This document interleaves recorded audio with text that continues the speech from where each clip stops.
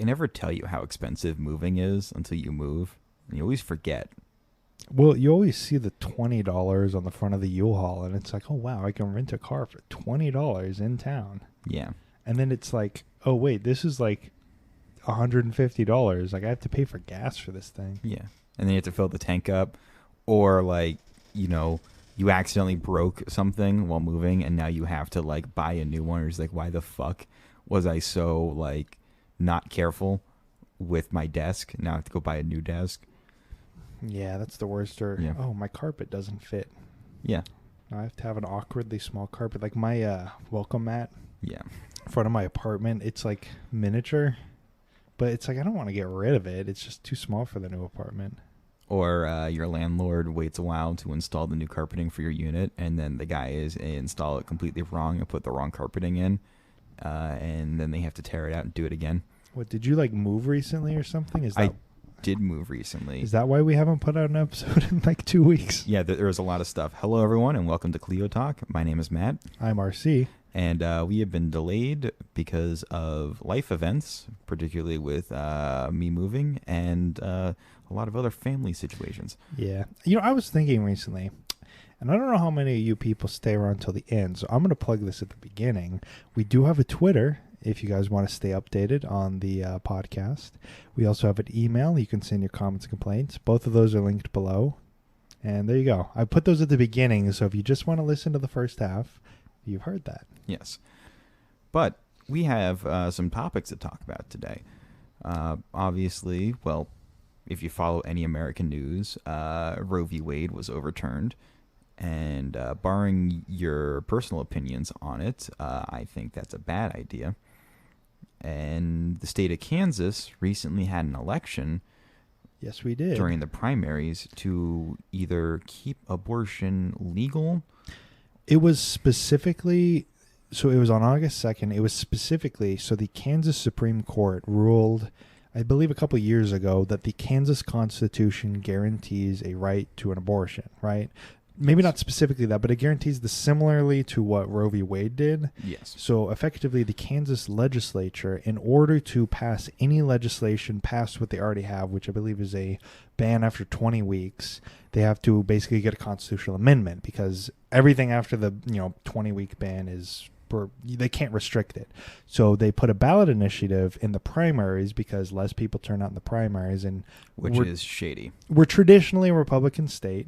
Kansas is a bit special when it comes to like the party politics, but traditionally Republican, and usually there's a higher turnout for Republicans in the primaries.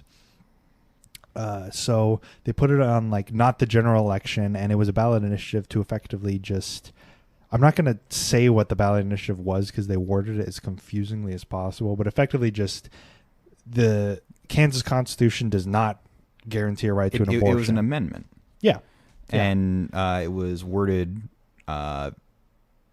specifically to be misleading, but in good news, the vote no to shoot down the amendment allowing abortion to continue being a right in Kansas passed. Yeah. So it was a vote no, which yay, but that brought a lot of attention to the state of Kansas. Two things about that I love.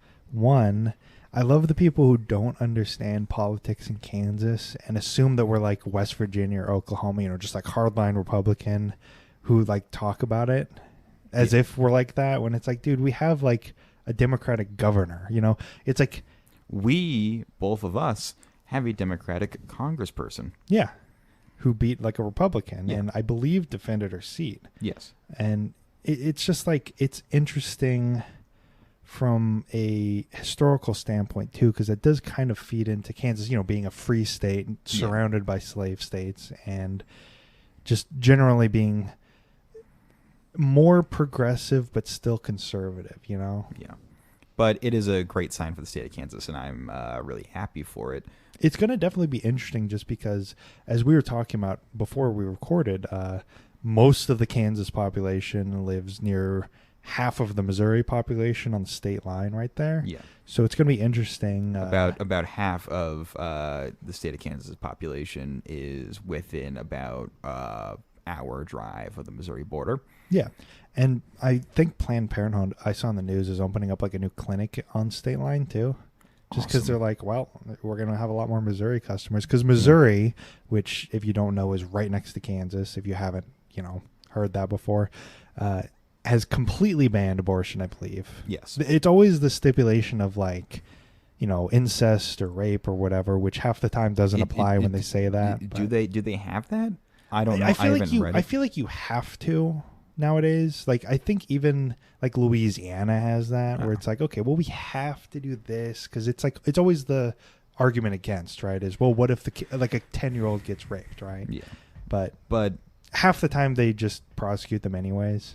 I feel like we should do a shift away from women's health as Definitely. men's, but to talk about another point about the state of Missouri, who is about to bring a ballot initiative to legalize weed. I feel like I have no faith in Missouri. They did get enough votes to put it on the ballot for the general election in November. Yeah. But it's Missouri. Well, okay, but the state of Missouri did vote to expand Medicare and Medicaid a few years back, and their legislator just went no and just didn't do it. So even though it passed the exact kind of popular initiative that's going to be happening here, they still didn't do it. But Missouri already has medical, so... Yeah, but you need, there's more hoops to jump through, Yeah, you just simply have to go spend $100 at a doctor to say you have something, and then you get a card. But what's the key point of that? You have to spend $100 at a doctor. Yes. Which limits a lot of people who can't afford that necessarily, just to get recreational weed, whereas you just go to your pot dealer, which is then illegal, and then you get to arrest them for it, and that's tax revenue. But speaking about getting arrested, if it passes... Back to that little talking point we had about 50% of the state of Kansas population living within a drivable distance to the state of Missouri, weed is completely illegal in the state of Kansas. Yeah, because like I was saying about them being kind of progressive, kind of conservative, weed is a no-no. Alcohol is basically barely allowed.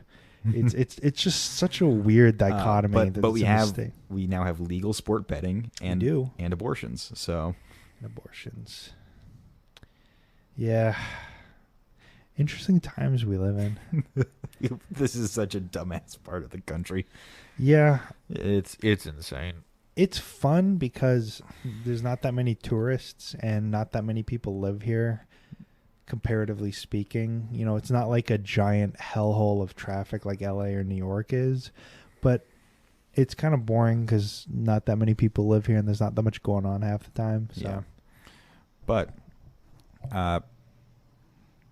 it's going to be wild watching league-based weed being technically legal in the state of Kansas. I mean, yeah, it'll have to basically be de facto legal. I've never looked into other states where it's like legal in one and like it's legal in New York, right? I think so. So how would that work if it's like, say, illegal in New Jersey? Like, that's going to be the same thing we'd have going on here, where it's like right there. I mean, Kansas also borders Colorado, which was the first state to legalize, and I know that Kansas attempted to sue the state of Colorado because of it.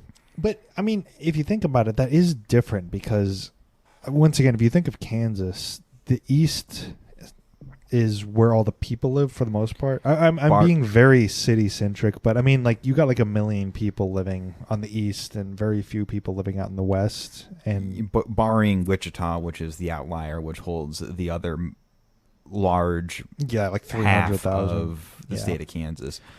But it's just different because, to drive to like Colorado for most small towns out in western Kansas, it'd take like 3 hours to drive to it from most population unless centers. You live in Colorado or like Goodland or something. Yeah, exactly. So it'll just be different when it's that much, when it's like, like also, you can just drive, people live on state line, you know, like you can walk across the street to a dispensary, walk back to your house and then get arrested because you walked 5 feet. Would they be able to like just set up like border checkpoints in between this, like on the state line, where it's just like, oh, hey, you have a Kansas license plate, we're gonna make you stop at a checkpoint? It's gonna be really interesting just to see how enforceable it is, because I'm not even sure if the Kansas Police Department, I was gonna say Kansas City, Kansas Police Department, I'm not even sure if they have the manpower to enforce that kind of traffic. And what happens if you just go to a dispensary and look around? Have you committed a crime?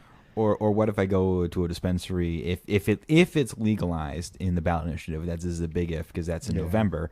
What if I go to a dispensary like deeper into Kansas City and then just take the highway back in like I'm a normal commuter? If I do it at 5 p.m. on a Tuesday, like what's the difference between my car and everyone else's? Oh, exactly. And like, what's the difference between if they put it in like a strip mall, right? Yeah. And I go to a strip mall, and I go to a dispensary, and I go to a shoe store, and I go to a glasses store, and whatever. Have I committed a crime? Like, the cops don't know. I haven't bought anything as far as they know. And in the state of Missouri at the time, you'll be buying something that's completely legal. It's just crossing a road, state line road, to any one of the hundreds of roads that cross from Kansas into Missouri, because it's an entire like actual suburban area where you can basically slide in at any different point. Like it's a loose sieve, which it'll just flow through, which honestly good. We're going to have to get the Kansas City wall. We're going to have to do it. They're just going to build a wall in between the halves, like the Berlin Wall. What just cut the city in half. Or that old image of flattening Kansas to be completely flat. Yes, because just the DMV or DMZ. Yeah, Kansas goes at a slope building up to the Rocky Mountains. So it is flat, but it kind of goes at a slope. And if you balance that slope so Kansas is completely flat, it would result in a 900-foot like tall just wall in between Kansas and Missouri. Like Kansas would just be 900 feet taller. I was going to make a Game of Thrones reference, but I think that's out of date at this point. The ice wall. The ice wall. No. Shoot, I lost what I was going to say something right there.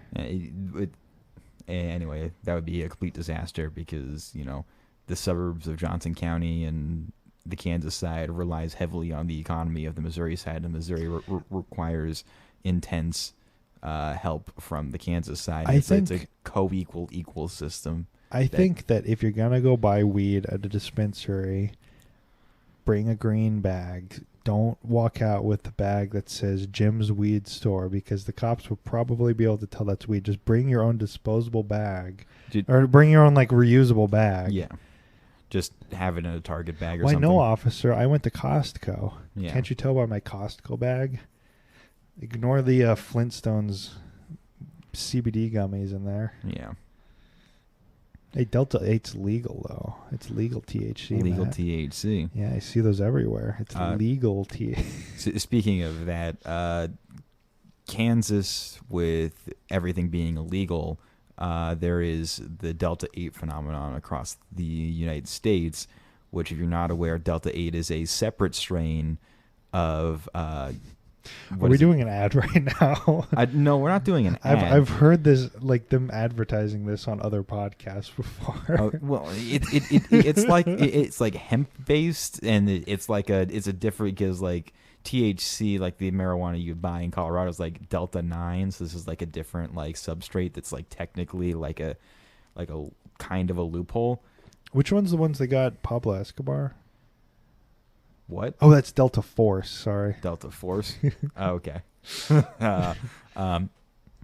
So in Kansas, that is the loophole technically to get around it. But there's an effort to actually enforce it because, legally, Delta 8 is... It's not legal. Delta 8's not legal. Yeah. I think there's some loophole there because it's not manufactured the same way, but it's like, okay, yeah, but it has the THC content. Yeah. Because otherwise it wouldn't get you high. And the THC content is what's illegal, not the process to manufacture the weed. Yeah. I mean, I think the process is also illegal, but I also don't know. So. And just like gay marriage, will the federal government legalize it before the state of Kansas does? Because that's what happened with gay marriage back in like 2014. 15, whenever that happened exactly, where Kansas still had it illegal, and then the federal government just said, nope, it's legal, and Kansas had nothing to do. But the Supreme Court said, no, it's legal. Yeah. I find it incredible, because I guess this is just the politics episode. I find it incredible how a politician can run on something like, say, legalizing weed, have it be really popular, and then just simply decide not to do it, despite like having technical majorities in every single facet of government. Just be like, nah, We're just not going to do that. It's like the whole weed legalization. Even a lot of people I know that don't partake in weed or kind of oppose the smoking of it kind of support the legalization just because it's a dumb thing to be illegal, because it's not like cocaine. It's tax not like heroin. revenue. Exactly. Tax revenue. Yeah, they're missing out on like a ton of tax money. And it's just incredible how you can have such a maybe it's a symptom of just how the governmental structure works nowadays, but it's just incredible how you can have such a popular semi-bipartisan issue that just simply cannot be done, apparently, by just like pure inertia of government, where it's just like, what, we made it illegal in like the 70s, so it's completely impossible to change it, because it's not even like a law, right? It's just the drug scheduling, which is, I believe, what, the DEA, which is an executive branch organization, which means it's under the purview of the president, which means the president could just tell them to change the schedule, to remove from the schedule completely, simply change it, because I'm pretty sure. Is that possible? I think so.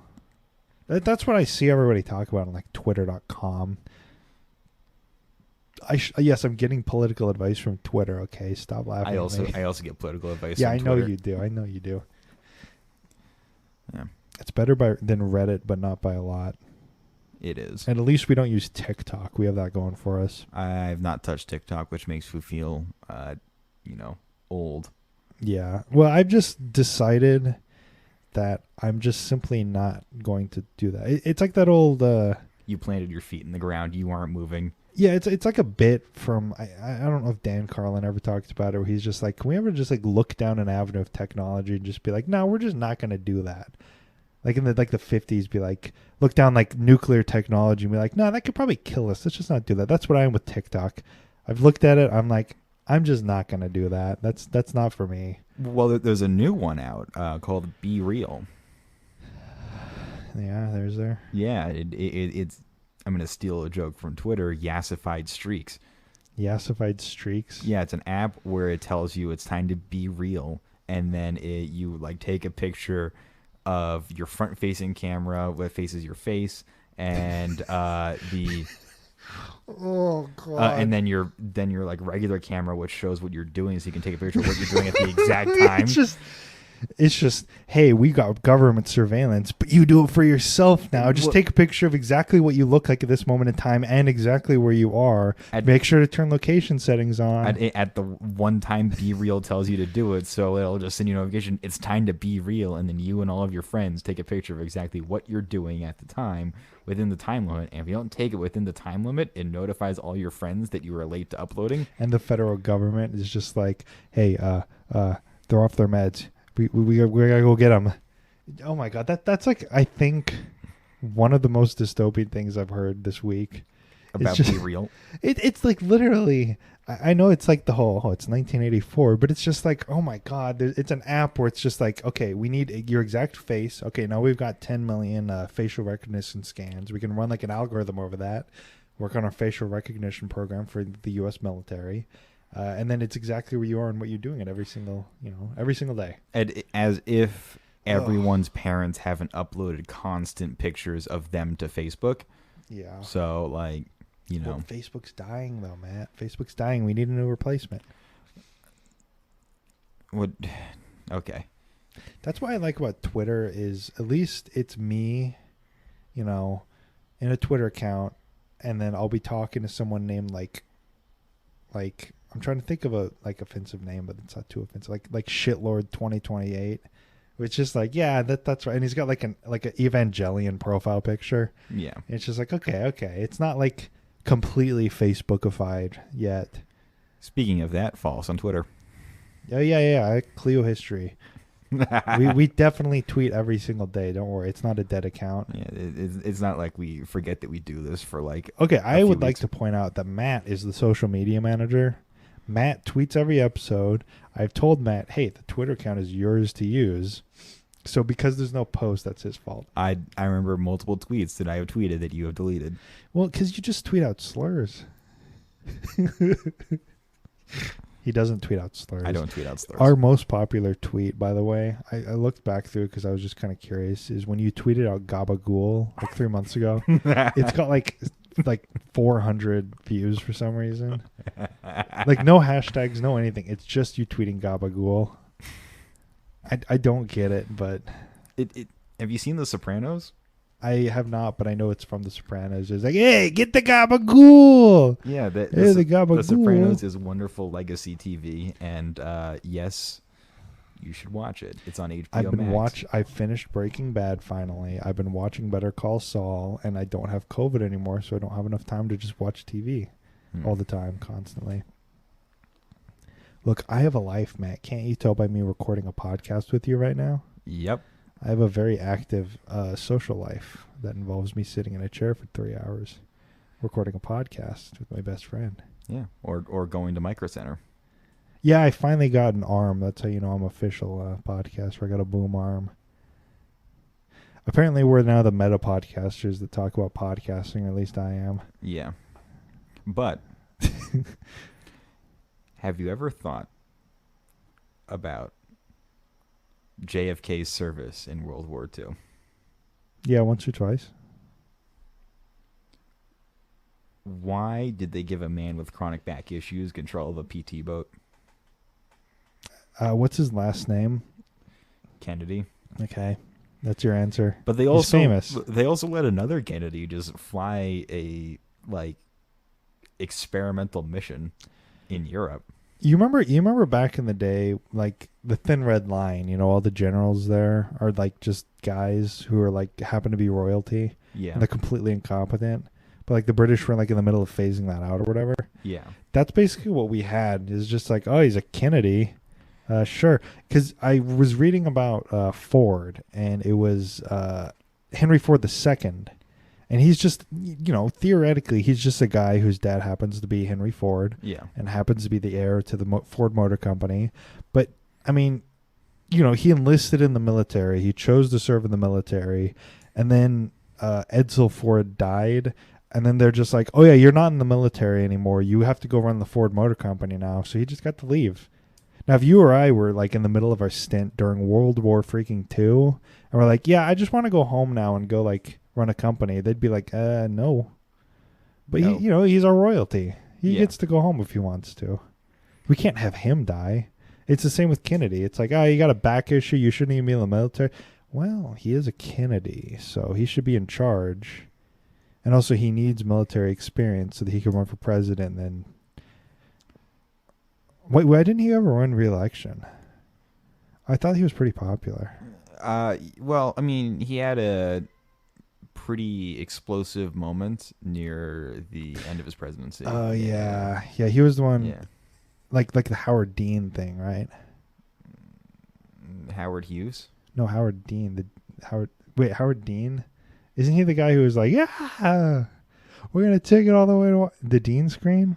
Oh, is that too obscure of a reference for you? I just remember the Chappelle Show bit about that. Oh, I don't. I just remember the actual bit. Can you imagine nowadays that sinking your presidential campaign? Just yelling funnily? Yeah. Yeah. Now, in order to sink it, you just, I don't know, have to be boring or say please clap or something like that. Please clap. I miss Jeb Bush. Jeb Bush also could have been a Catholic president if people voted for him. He's Catholic? Yeah. But George isn't Catholic. No, but Jeb has a Latino wife. Oh, I forgot about that. And she made him convert. Yeah. Can you imagine just God. Imagine converting to the Catholicism where you just believe in the Pope from Topeka, Kansas. Yeah, I was going to say, imagine converting to the fake Catholicism where your Pope is all the way in Rome, and not converting to the real Catholicism where your Pope is a hometown American hero from Topeka. Well, there is a Pope from Topeka, and his name was Pope Michael. Yeah. So he recently died, but... Yeah, on August 2nd. Yes. But David Allen Baldwin, also known as Pope Michael, claimed that the papacy somehow became illegitimate after Pope Pius the 12th? That's the 12th. 12th in 1958, and he basically declared himself Pope.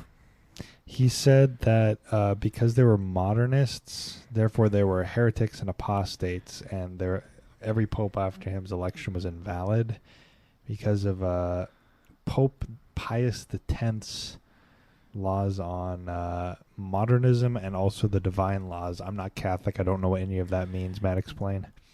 Also not really Catholic, but sounds like a pope decided that there was rules on modernism and divine laws, and he, being probably a religious nut job, decided to, declare himself pope. So this dude did that in 1990, and then he was actually ordained as a priest in 2011. And we're reading this on Wikipedia, and that's just kind of the point, is this dude has a Wikipedia page that's actually like sourced and stuff.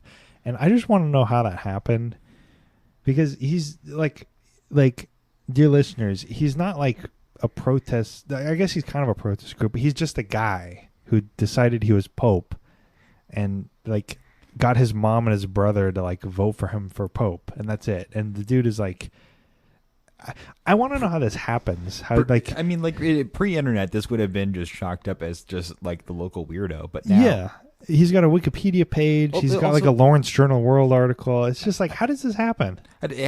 Also, why did they ordain him as a priest if they could look into it and see that he was legitimately like declaring himself a pope? It says that it was an independent Catholic bishop, which I think is a fancy word for a Protestant.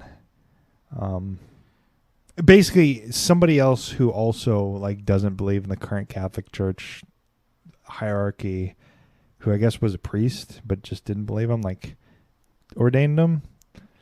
I don't know, but it's like if we here in this podcast have actually declared Matt, our co-host, to be, you are now the anti-pope.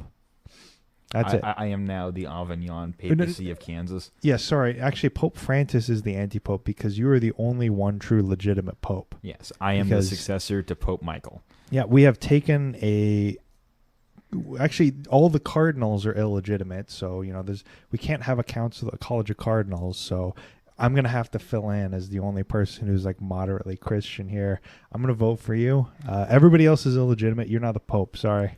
So there you go. Woohoo. We now have followed the exact procedure as this guy. But it's just like... And if we keep at it, eventually some dude who's also apparently claiming to be an independent Catholic bishop will ordain... Well, it's like... Me? I don't know. This is just a story of being dedicated to the bit.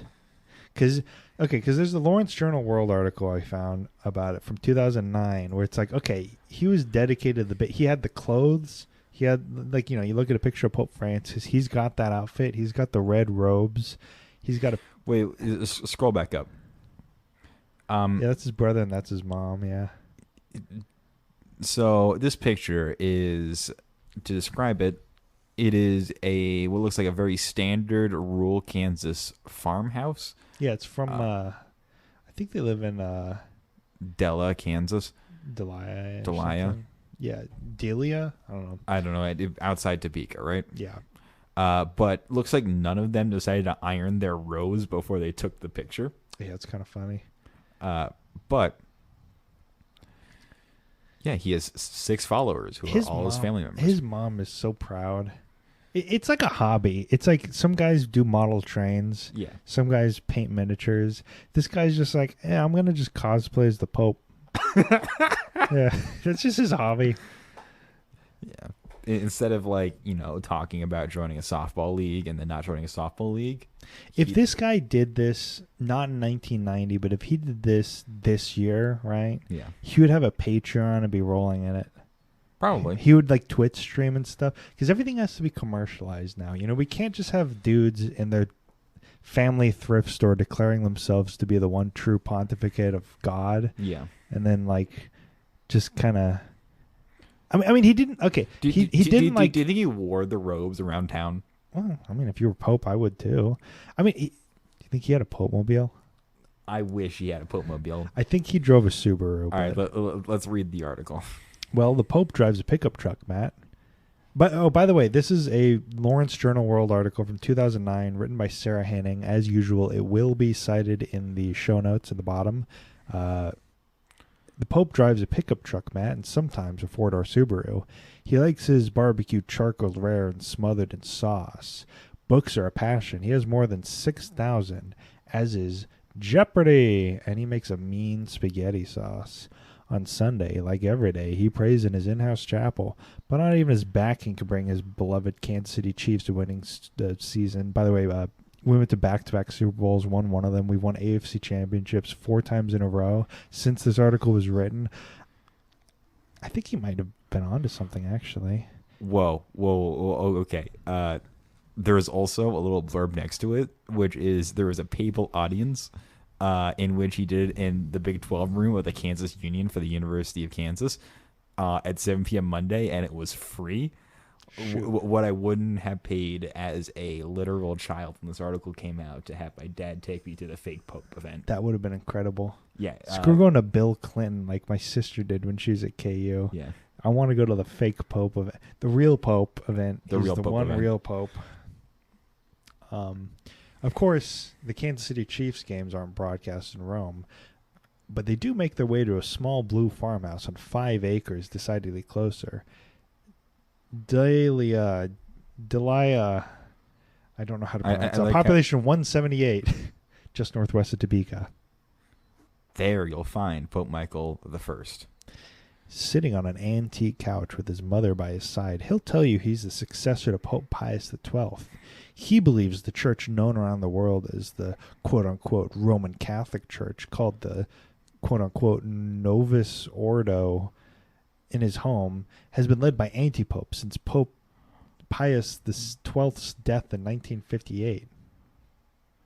So, for the past 2 decades, Pope Michael, age 50, has preached his brand of Catholicism from the family home he shares with his mother, Carla Ticky Baldwin. I think you got almost every part. It's Clara Bowden, I think. Bowden.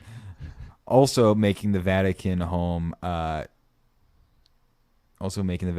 Is a seminarian, a 22-year-old Phil Friedel, who was a toddler when Pope Michael born David Baldwin. Holy shit, I can't read. I can just read it if you want. Yes. Born David Bowden was elected Pope July 16th, 1990 in Bellevue by a group of 6 lay people. If you haven't heard of Pope Michael or his church, and how could you possibly not have, it's not for lack of him trying. He runs his own website, www.vaticaninexile.com. He's hosted a documentary film crew in his home for a forthcoming movie. There's a movie? Is there a movie? Oh, my God. And he tweets and replies to his fans on Facebook. He plans to explain his views at 7 p.m. on Monday at the Kansas Union's Big 12 room, where he'll be a guest at the Kansas University's Religious Studies Department. He knows he'll get laughter and maybe strange looks because of his papal dress, but he doesn't care because, as his mother says, this is serious business. Is this a 50-year-old man where his mother is just placating his fantasies? Yeah. Like I said, back in the day, you could have hobbies. You could pretend to be the Pope. You'd get a freaking documentary film crew. You'd get to speak at KU. You'd have a website. Man, we used to be a proper country. Yeah. Your soul, Bowden says, where you're going to spend eternity, it's contingent on what we're doing during this life, says Ticky Bowden, age 81. And whenever I think of eternity, my head just spins. It's forever. That's very true. That is what eternity tends to mean. Next, we have Betrayed by the Church, but I'm really excited to look at his website. Me too. I think it's probably dead. Oh my God, it's not dead. VaticanInExile.com. It's not the worst. You want to donate $100 per month? That's what his PayPal donation on the right starts at. Have they posted anything about him dying and then the successor to him? They posted on Facebook 8 hours ago. Victory doesn't come by defeating the one who hurt you, but rather by defeating the impulse to carry your hurt throughout life. They have the olive tree advertisement, misspelled advertisement. Are you interested in joining the church? It says the Pope is speaking, even though he's not speaking. He's dead. Well, he's the pontificate of Christ and I guess now he's. I don't know. Have they elected a new pope? I mean, he died. Have they? They have to have elected a new one, right? Wait a second. He died like 8 days ago. Did he actually die 8 days ago? He died on August 2nd. Wait, open it up. Yeah, right here. Bowden died on August 2nd, 2022 in Kansas City, Missouri. Oh my. Okay. There's going to be a new papal election soon. Last one was elected by 6 people. I know 6 people. We can get elected. Okay, wait. They have to have a new election soon. Email us if you want us to run for the election for the Pope. Because there's no Pope. It's currently an empty spot, and he's the legitimate Pope. And the last one was elected by a bunch of lay people. So all it takes is for us to oh my, we could do this. Can we create a schism within the Vatican? We're going to create a schism because look, they've already said that the current Catholic Church is illegitimate, so it's up to lay people to declare popes. But they won't vote for us. But if we declare that they are illegitimate, we just have to declare they're illegitimate. Because they're modernist, right? They're modernist, and they're not following the divine. Yeah, they have a website. We don't have a website. I don't think that Pope Pius I had a website. Do you? No. Oh my God. Okay. Listeners, we're gonna become Pope. We're gonna rename this. We do have a podcast. Yes. But then again, this is in tradition of the prophets, right? This is the modern day gospel or whatever. That's our excuse. It's John wrote books. We're writing books by talking. Hello and welcome to the PopeCast. The PopeCast, the podcast about popes, where we are in fact, Matt's the Pope and I'm the guy sitting next to the Pope. You can do weddings probably. I did get ordained through one of the websites a few years back. There you go. Okay. Anyways, next time you hear from us, one of us is going to be Pope, probably Matt, because he's actually somewhat Catholic. I am culturally Catholic. Joining the true Catholic Church. Because they're still tweeting. Should we tweet at them?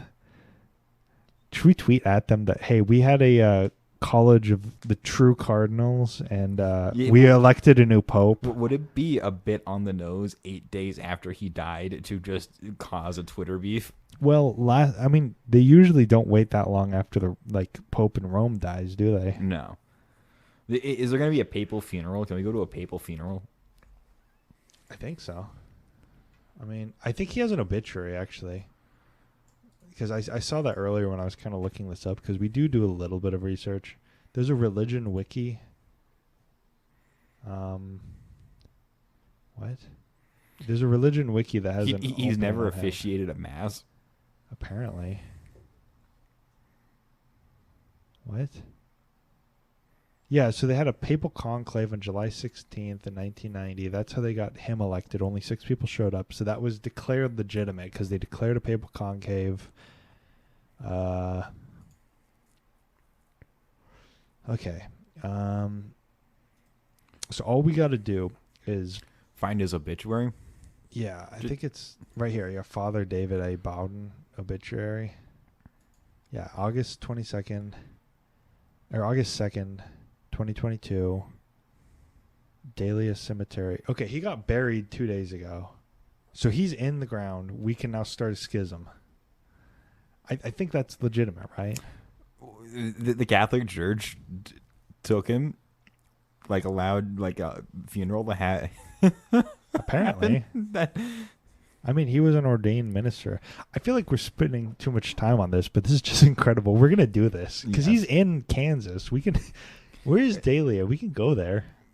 We don't need to. We can just declare a papal conclave. All listeners now, if you are currently listening, we are declaring a papal conclave. Email us for details. Whoever shows up will be a voter. Because that's how he did it. Yes. He emailed hundreds of bishops. None of them showed up. 6 of his friends showed up. They voted for him. That's how we're going to do it. We're going to email everybody. When nobody shows up, we'll just declare people there legitimate. Yes. And then that'll be it.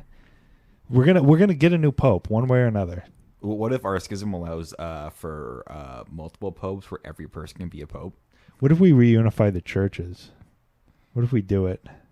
reunify our new Catholic Church and this Catholic Church. Reunify our new Catholic Church and the old Eastern Orthodox Church by just being like, yeah, we'll be subject to the 5 whatevers. The patriarchs. Yeah. It's like, okay, yeah, sure, the Pope's under you Are guys. we gonna go to Istanbul and then just like fist fight a 65-year-old man who's like the patriarch of Constantinople or whatever? Yeah. In the hopes to like get us. Would you be like, hey, we still got Rome. You guys don't have a Constantinople scoreboard. God damn. This is, like, if we actually had any money, this is a possible thing. But yeah, that's the problem, is that we refuse to monetize this podcast because we do it for fun. we also, have normal lives. We do have normal lives. And we can't really just, like, take off work, be like, what am I going to do? Tell my boss. That is halfway to Manhattan, Dahlia. Ooh, that's like maybe an hour and a half drive. Oof. Oof. Is it really? I mean, it would be a funny bit, and that would at be a least very is funny more bit. reasonable than trying to, go to Constantinople for a bit. Because, like, at least this, I can do it on a weekend. Whereas going to Constantinople, I have to tell my boss what I'm doing. Be like, hey, I'm going to go, like, beat the shit out of a patriarch. Yeah. Get arrested in Turkey.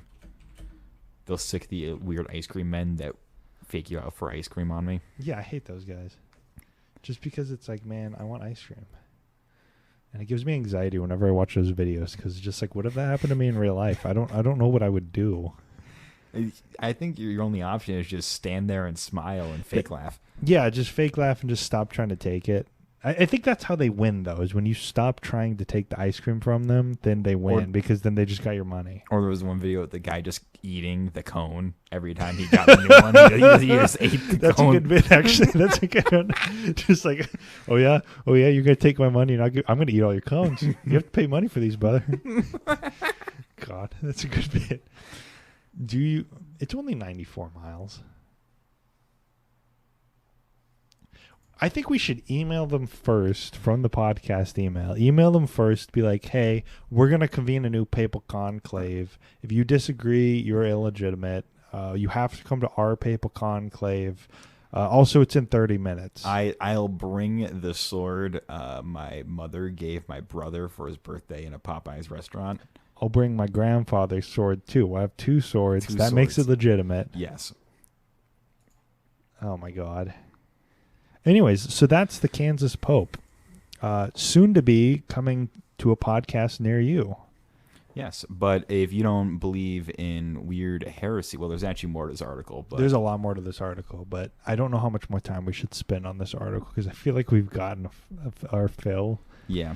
Because we have a different article. That's right. If you are into legitimate Catholic items, there is a TWA museum in Kansas City, because TWA used to be the old airline that's now defunct, mainly famous for their really fancy modern, mid-century modern terminal they have in JFK, which is now an event center, I think. And that is Trans World Airlines, if you haven't heard of TWA, because they went out of business 40 years ago. Yes, but they used to be an airline in the United States, and if you ever see those weird ads where people post of, like, a waitress or like a stewardess serving lobster on an airplane and they just say return, that's probably a TWA ad. But TWA used to be headquartered in Kansas City before they moved to New York City. Yeah. And there's an airport in Kansas City that has a TWA museum, and this holds a very odd relic. And quoting from the article, which is called what? I actually don't want to read the title because it's kind of a spoiler. Also, there doesn't seem to be an author. But this is an NPR article from... Yeah, it's NPR. There doesn't seem to be an author. We're going to link a blog. It is... What's that date? Oh, shoot. It is from September 22nd, 2015. Yeah, well, we'll link a below. But anyways, way to ruin the segue, RC. On display is the former air travel bed of Pope John Paul II, which is now classified as a relic. On the second floor of a building which served for decades as an orphanage, a bed, linens, and other travel accessories are displayed behind glass. Though it's been retired for years, this bed was originally installed on the Shepherd 1, a customized TWA plane commissioned for Pope John Paul II by the Vatican in the late 1970s. The Pope may have been surrounded by lavish accommodations at home in Vatican City, but this small, low-slung bed is relatively modest. Quote, "The Pope was not as tall as people think he was," explains museum curator Adrian Nostov. "It's not a big bed. It had to have fit into the confines of the airplane." That's kind of weird. To ensure the Pope was secure while he rested, TWA also designed for him a safety belt, which is now folded carefully on a bench at the foot of the bed. Wait, so getting strapped into bed. Is there a airline seat buckle that's now yes. a religious relic? You can see it right there. Okay, that's it. Awesome. Pope John Paul II used the bed on 3 visits to the United States in 1979, 1987, and 1995. Between visits and after his final trip, the bed was stored at a TWA facility in Kansas City. And then there's a paragraph about the building, and I'll skip that. Pope John Paul was Polish as anybody could be, Nostov says. The museum thought it would be a great exhibit representing the Polish people. And then it says, from bed to relic. The bed took on a special significance last year when Pope John Paul II was canonized. And that means, he became a saint. Became a saint. What miracles did he do? Don't you have to do 2 miracles? I think you had to do one, and they probably did something. I don't know. We can probably go to his Wikipedia page. He'll be made a saint. What did he do? So John Paul, did he die in office or did he resign? Yes, most popes die in office unless. This is a live tweet. He was made a saint in 2013, so it's yeah. So there's no second miracle. His first miracle was he healed a French nun of Parkinson's in 2005 after praying to the late John Paul. And then there's no... Pope Francis decided he didn't need a second miracle. Huh. Okay. There you go. Cool. So he was canonized in 2013, and because the bed and bedclothes were owned by a saint, they are now considered second-class relics by the Catholic Church, according to museum director David Hartman. Quote, "The linens have not been washed, so if they do, we lose the value of them," Hartman says. Though the canonization may have awarded the artifacts with special official status, their greatest importance to Nastav is still personal. The curator maintains the bed and room and fluffs up the linens once per year. "I'm Polish," Nastav says. "The honor of having Pope John Paul II, it's just indescribable. I'm really blessed." Oh, and this is written by Alex Smith. Not the football quarterback, but the NPR reporter. Now, if you're a devout Catholic and would like to make a holy pilgrimage to a relic in Kansas City, we do run relic tours. All you have to do is email us. Wait a second. But Pope John Paul II is illegitimate, right? I guess so. By our Catholic Church that we're going to become the Pope of? Unless we're going to reunify with this Catholic Church in order to run tours to the relic. We should probably do that, yeah. Just immediately. Okay, we're the Pope. We're reunifying. Do they still burn apostates in the Catholic Church? I do not know. Okay, so we're probably good. I hope we're good. Well, we may or may not have a new episode coming out in a few weeks, whether or not we get murdered by the Catholic Church for being heretics. So. The studio is across the street from a Catholic Church, so if there's some super nuns that hear this heretical conversation and they come over and kick down the door, this might not be uploaded. Yeah, but we'll come out with a new episode soon. Don't worry, guys. Yeah. Anyways, we have been the KleioCast. I'm Matt. And I am RC. And once again, don't forget to follow us on twitter.com at kleiohistory. The link is below. And also go ahead and send us an email if you so desire. That would be kleiohistorypodcast at gmail.com, which is also linked below. You can send any questions, comments, concerns, suggestions, complaints. Please don't send porn or something. I don't know how much more I could take. Go ahead and follow us anywhere you get your podcasts. Obviously, you got this one, so go ahead and just tell your friends to also follow wherever they get their podcasts. And yeah. All right. Well, thanks. Have a good night.